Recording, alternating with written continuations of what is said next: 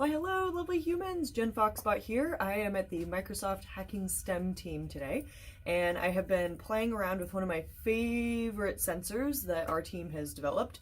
It is a flex sensor that goes over your finger, and it is mostly done with the robotic hand project that we do, which is super awesome. So you build 5 of these, and then you put them on your hand like a glove, and then you can control an actual physical hand as well as a simulation in Excel.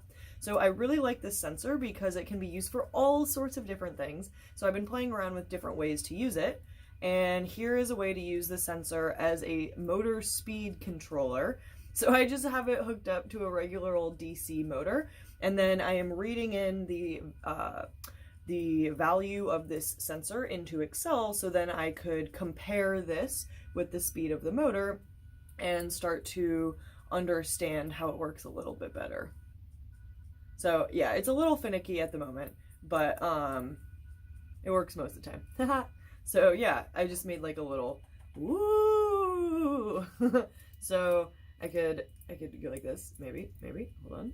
Still figuring out the controls here. Oh, it's hard to do it because the motor's not have enough power. But vertically, it's a lot easier once it gets going. Okay, there we go.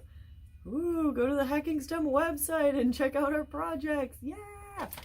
All right, thanks for watching. See you next time. Let me know if you have any questions or are interested in building this project, because you can totally do it based on the robotic hand instructions and then just tweak it a little bit. You only need to build one finger sensor and go from there. All right, bye.